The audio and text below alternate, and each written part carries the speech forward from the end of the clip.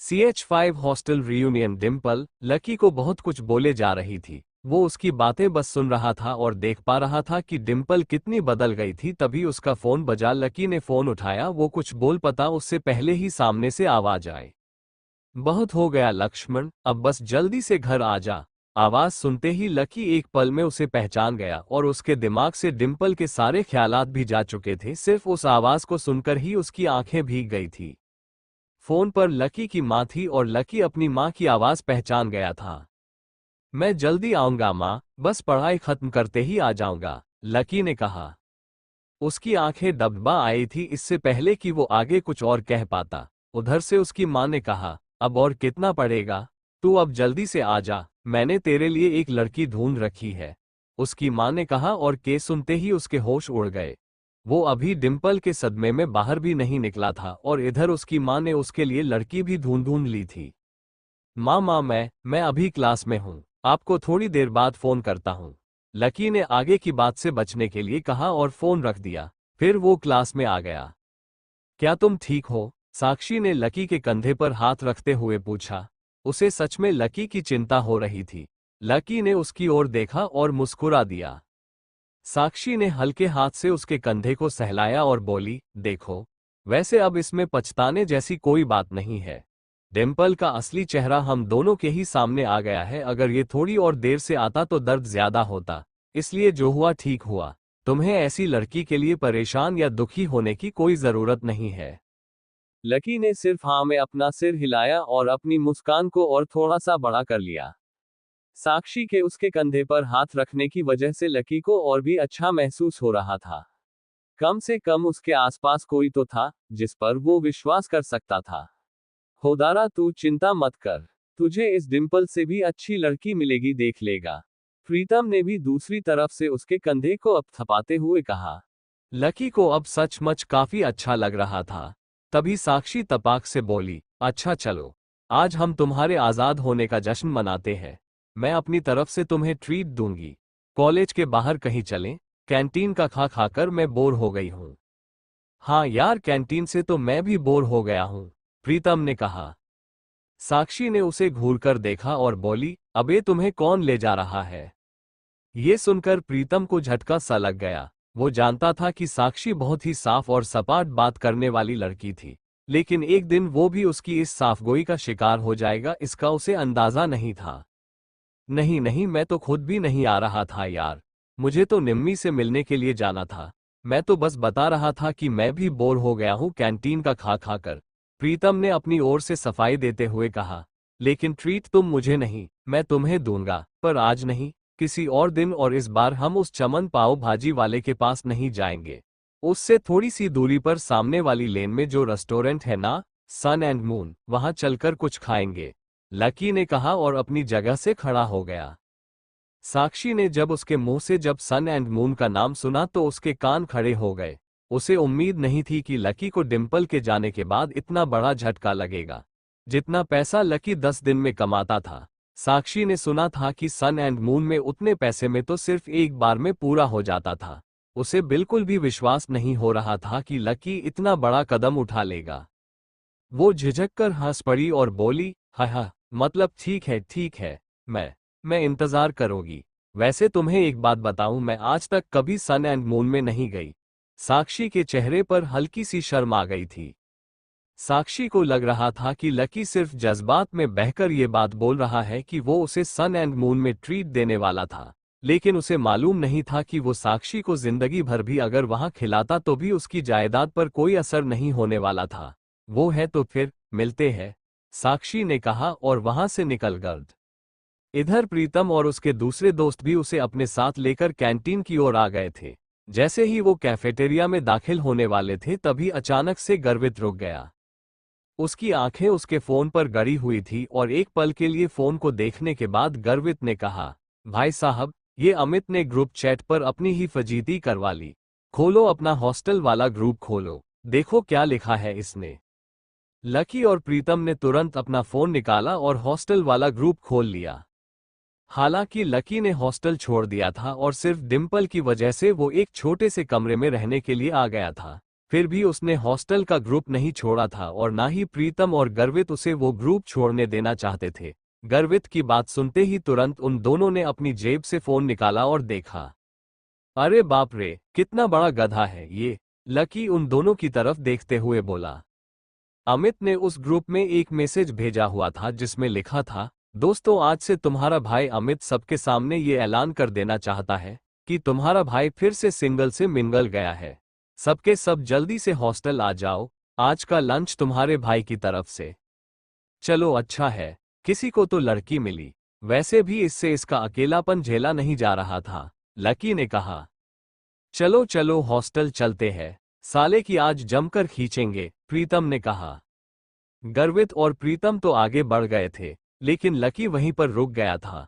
वो उनके साथ आने में थोड़ा सा झिझक रहा था। अबे क्या हुआ, तू क्यों रुक गया? भूख नहीं लगी है? गर्वित ने पूछा। लगी है यार, पर तुम लोग जाओ, मैं यही कुछ खा लूंगा, लकी ने अपनी नजर बचाते हुए जवाब दिया। अरे अब यहाँ किसके साथ खाएगा? तेरे साथ खाने वाली तो अभी किसी और के साथ खा रही है, इसलिए चलना भाई, तू हमारे साथ खा लेना। वैसे भी अमित ने पूरे ग्रुप को बुलाया और पूरे ग्रुप में तू भी तो आता है, प्रीतम ने कहा। लकी के पास इसके आगे कुछ कहने के लिए बचा नहीं आए, उसका मन तो उन दोनों के साथ जाने के लिए बहुने रहा था, पर वो फिर से हॉस्टल नहीं जाना चाहता था।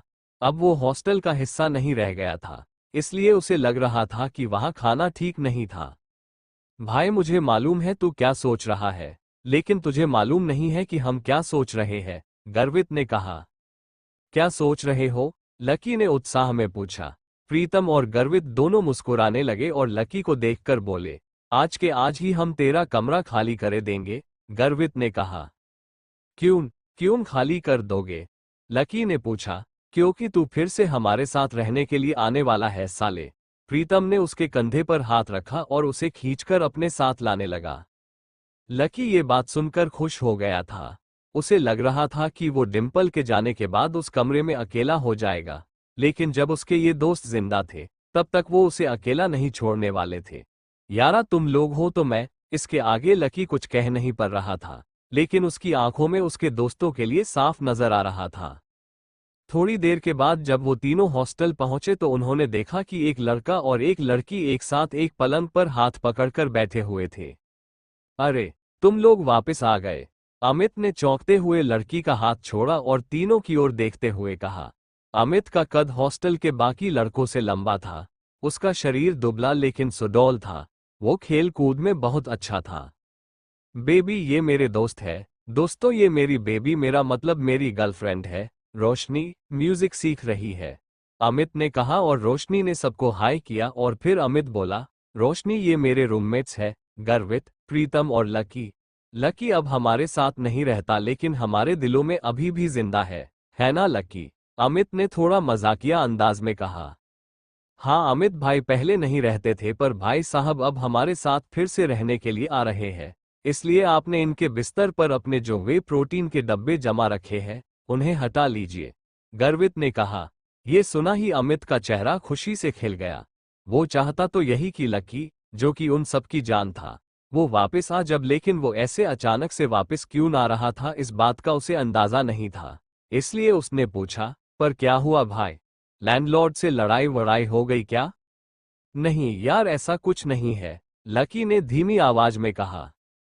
प्रीतम समझ गया था कि लकी को आगे की बात करने में शर्म आ रही थी, इसलिए इससे पहले कि अमित आगे उससे कोई सवाल करता, प्रीतम ने उसका बचाव करते हुए कहा, अरे भाई, लाइफ है, कभी धूप है कभी छांव है, चलता रहता है, तू ज्यादा सवाल मत कर और पलंग खाली कर जल्दी, प्रीतम ने कहा और रोशनी की ओर इशारा कर दिया।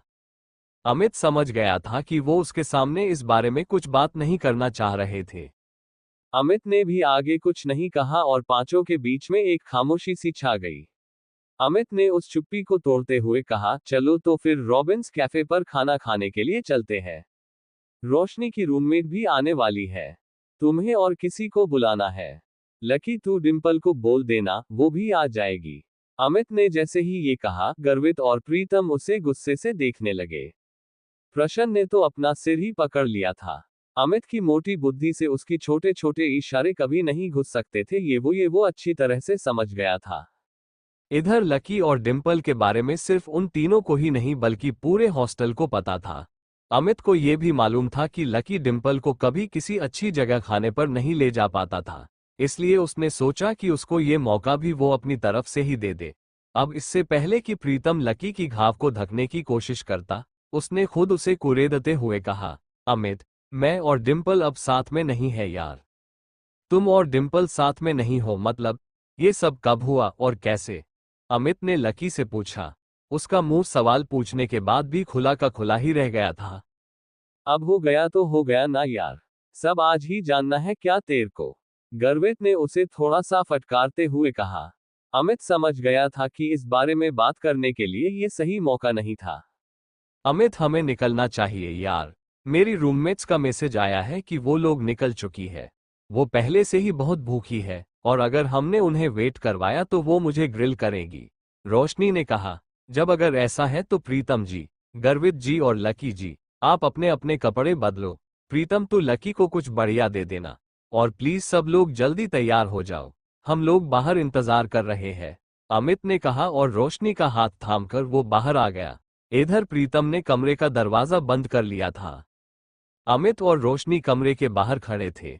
जहां अमित बार बार कमरे के दरवाजे की ओर देखे जा रहा था, वहीं रोशनी अपने हाथ बांधे और मुंह फुलाए बरामदे के उस पार देखे जा रही थी। जब अमित की नजर रोशनी पर पड़ी तो वो समझ गया कि कोई तो बात थी। जिस तरह से वो हाथ बंद के खड़ी थी उससे साफ समझ में आ रहा था कि रोशनी को किसी बात पर गुस्सा आ रहा था।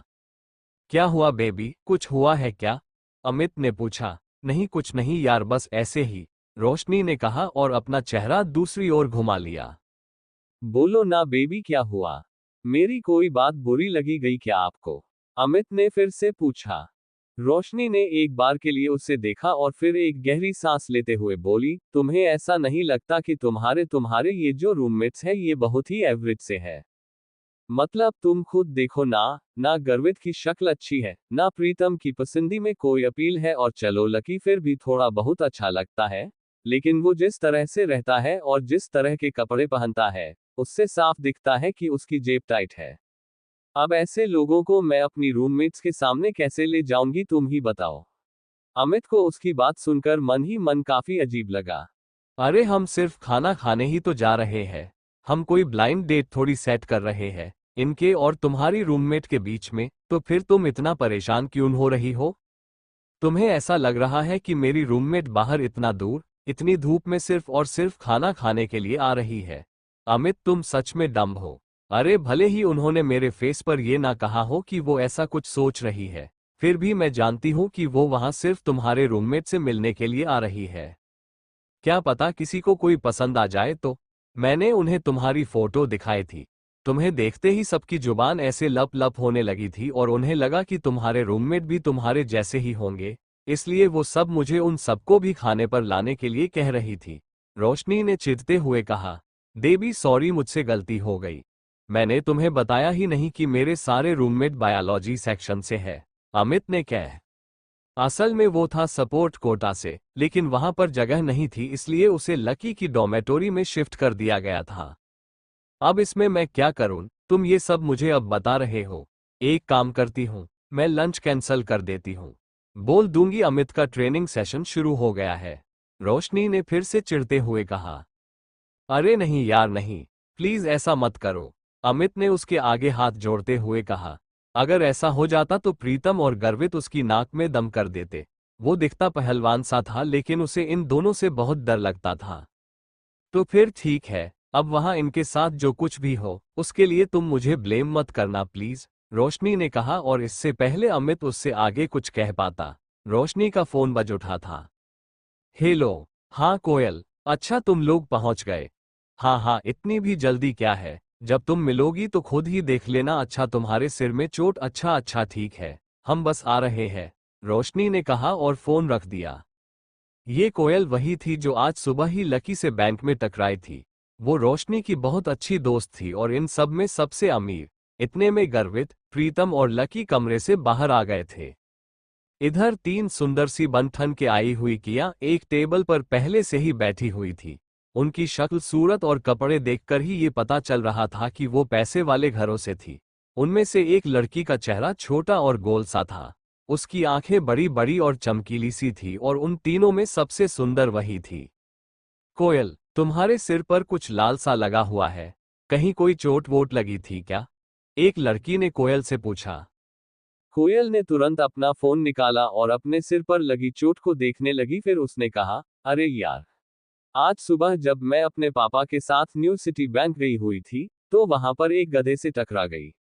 इतना बेवकूफ आदमी मैं अपनी जिंदगी में नहीं देखा। मन तो कर रहा था उसका मुंह नोच लूं।